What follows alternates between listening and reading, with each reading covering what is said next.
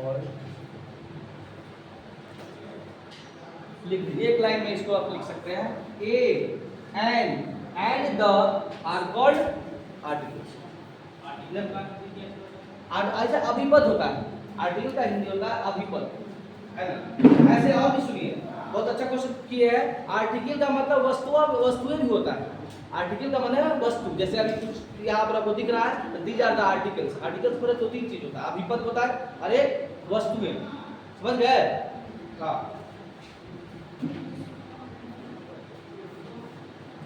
Article मतलब वस्तु भी होता है। ए एंड, है ना, एंड द, तो तीनों को सिंगल इन्वर्टेड कॉमा में भी रख सकते हैं, लेकिन उतना आपको ये ऊपर-डाउन जैसा लगेगा, इसलिए वैसे नहीं लिखिए। जैसे करने का मतलब हुआ कि कहीं पे आपको इतना करने का क्या जरूरत, जैसे ऐसे ऐसे करके ए को ऐसे कर दिए, एंड को ऐसे कर दिए, और द को ऐसे कर दिए। ऐसे भी लिखा जा सकता है, लेकिन ऐसा तो बहुत जरूरी नहीं कि ऐसे ही लिखे। समझ गए? जो देखे ना ऊपर में सिंगल ऐसे उतना नहीं करना है, बस ऐसे लिखो। हाँ, कैपिटलाइज कर दीजिएगा, इसका ए कैपिटल, इसका ए कैपिटल, इसका टी कैपिटल, और मतलब हाईलाइट करने के लिए a and the are called article. ठीक है? अब देखिए, आर्टिकल्स आर ऑफ 2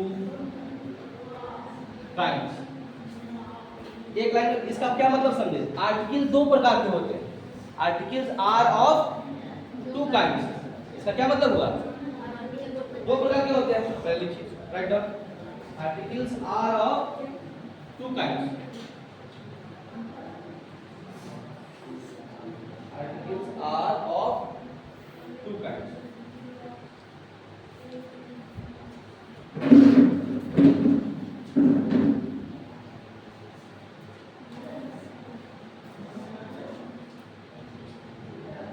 एक करना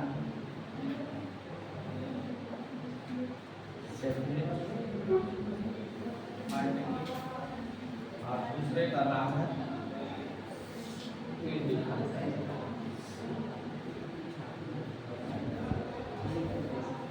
बस यही 2 पढ़ना, एक डेफिनिट आर्टिकल और एक इनडेफिनिट आर्टिकल। इसमें डेफिनिट आर्टिकल वाले में ऐसे एरो का चिन्ह देकर लिख दीजिए द।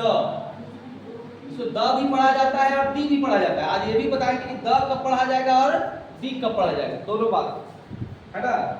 इस द को द भी पढ़ा जाता है और दी भी पढ़ा जाता है, ये बात बता रहे हैं। अब कहां पर द पढ़ा जाएगा और कहां पर दी पढ़ा जाएगा ये हम बताएंगे। और इधर इनडेफिनिट आर्टिकल्स में ए एंड ये लिखो, ये 3 वर्ड को तो हम लोग पढ़ना है बेसिकली।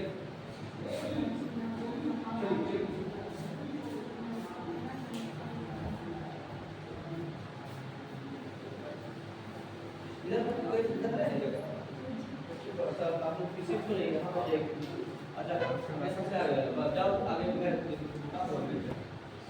ए और एंड का प्रयोग वहां पर होगा जब कभी भी आपके सामने कोई सिंगुलर काउंटेबल नाउन दिखे।